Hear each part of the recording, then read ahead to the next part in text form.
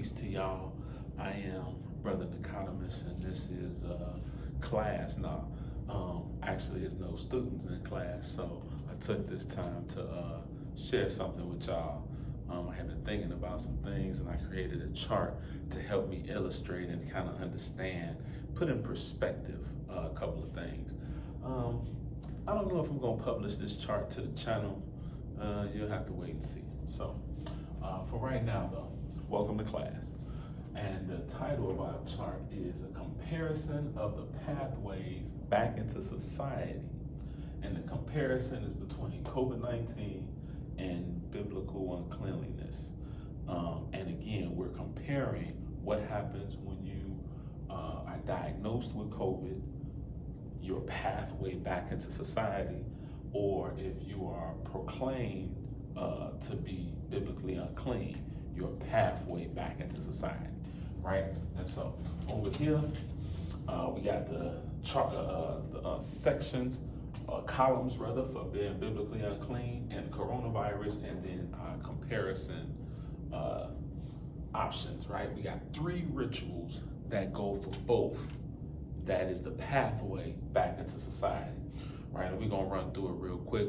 I don't know how much y'all know about charts, but ain't nobody here, so you getting the whole thing. Now, ritual 1 being the physical cleanse, right?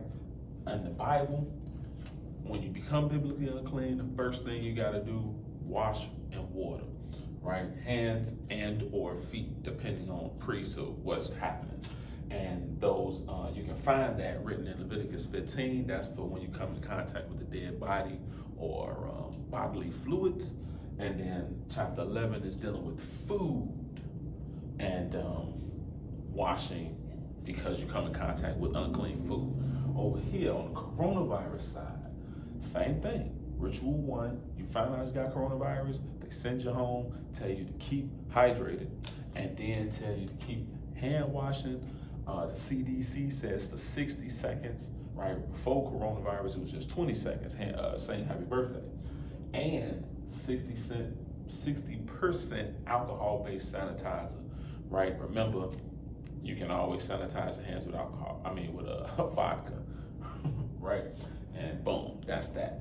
Then ritual 2 is to wait or isolate, In the scripture, it depends on your isolation day.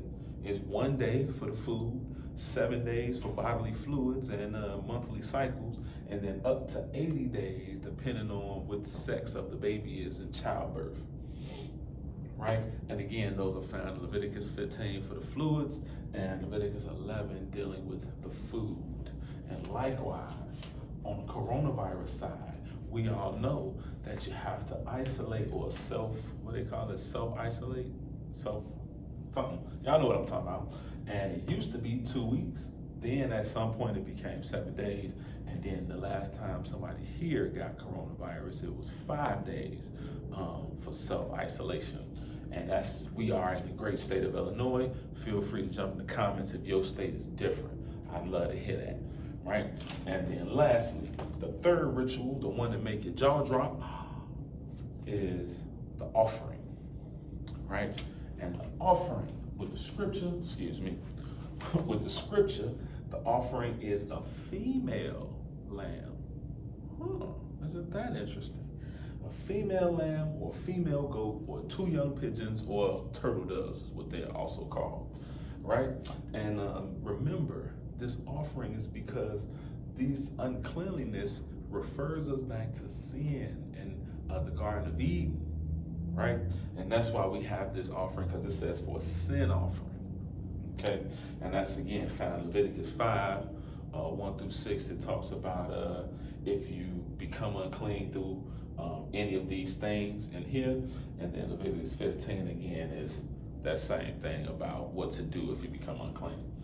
And then over here on the coronavirus side, there is an offering for coronavirus. It says that you are to offer proof that you are clean or symptom-free and or a negative COVID test. You have to offer that proof. And I put that website there because that's the website I had to check in and upload my proof in order to enter the community college that I work at, right? Because that's what we do. We teachers over here, right? So that's pretty much it. Hopefully somebody was able to glean something from that was meaningful to you in some kind of way. I haven't decided if I'm gonna put this on my page or not.